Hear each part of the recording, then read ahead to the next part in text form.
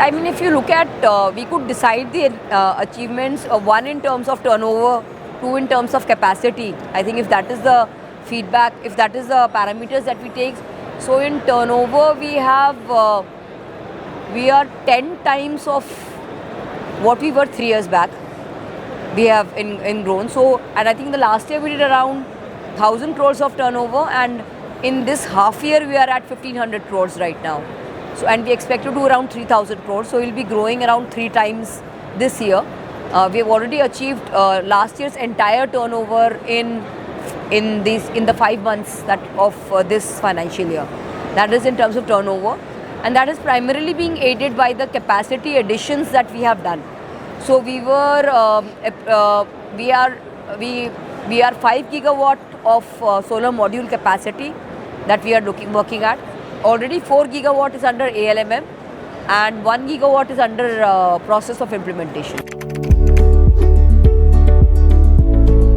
Frankly, in our what I see is we are doing around 700 megawatt of monoPERC also in the 5 gigawatt that I spoke about. So monoPERC, still the old orders that were there in monoPERC are still going on.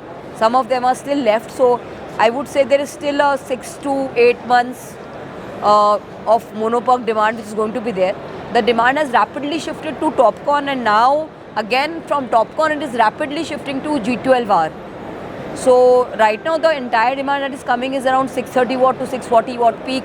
G12R is the main technology where the entire demand is shifting to. So in solar cells, we have taken 54-acre land in Gwalior, MP, where we have started our solar cell manufacturing. We have done the groundbreaking ceremony. We have started the civil work and the structure work. We expect the cell factory to come in 2026. The earlier the better. So, but we're keeping some fingers crossed. We are racing against time and trying to get it up and running as soon as possible in 2026. I think the government in itself is very supportive, not in solar cells, but I think generally in terms of the policies that they are being more supportive. They want to attract. They're very aggressive in terms of attracting companies. So sometimes, you know, just the ease of doing business is what makes the things more attractive. Earlier, I think in phase 1 they were giving very attractive land and electricity subsidy, which is now no longer there. Now I think the electricity subsidy has gone, only land subsidy is there. I think it's an overall ease of doing business, I would say, that MP government is giving, for which we primarily moved there. It is poles apart. So solar module is more of a robotics and material handling, automation, bill of material kind of a job.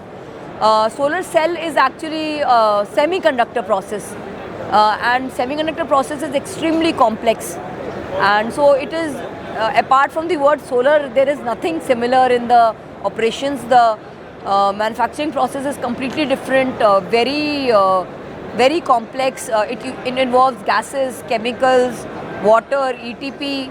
There are 21 utilities in solar cells, each having clean rooms, which is very different from what solar module facility looks like. So very different.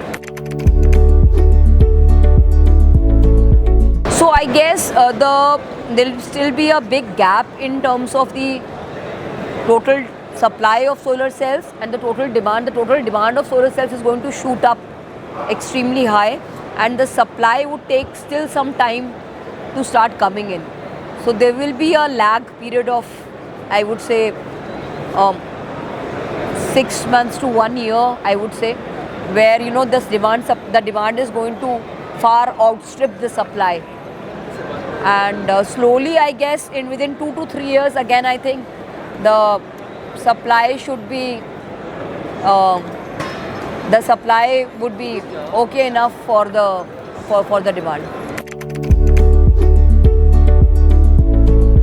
Yes, they have to go up, because the cell is, as I said, in the cell the demand supply is going to be, that balance is not going to be there.